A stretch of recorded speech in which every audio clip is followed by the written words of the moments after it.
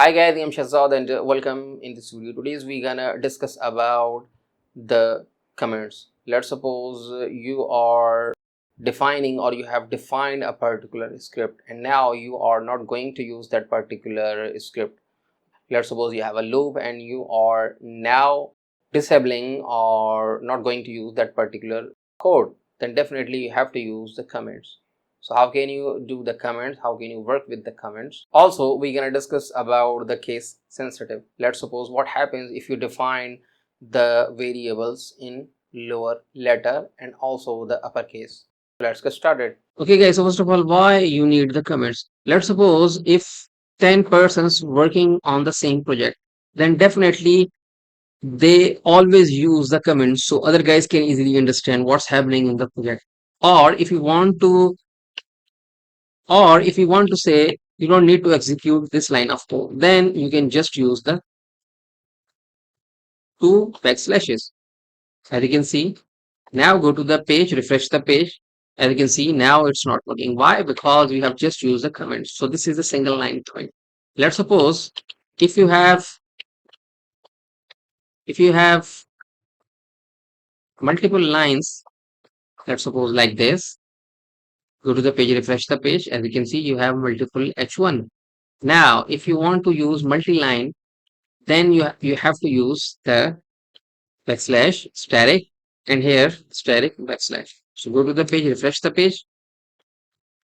You can also use check all, control shift and use the backslash.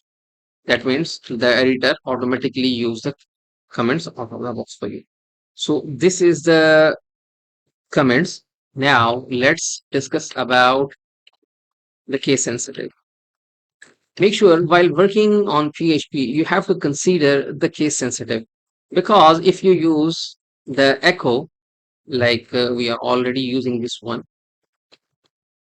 working, it's also working. You can also use the lowercase echo, it's also working. But if you are defining the variable, we'll discuss about the variable in our later lectures. But for now, if I say XYZ and I'm storing the 10, and now if I access the XYZ, sorry, echo XYZ, now go to the page. As you can see, it's saying XYZ because the value is XYZ. Why it's showing like this? Because I have already installed the extensions which convert the output in the raw format. So it's saying 10. Let's suppose if you have created the XYZ in the lower letter and you are saying that XYZ, then definitely the system gives you the error undefined variables, because for the system, these are the two different variables XYZ and also the XYZ. So you have to use the small letters while creating the functions, while creating the variables. Okay guys, so this is the basics things available in the PHP. So I hope guys you are enjoying our video. So thank you for watching.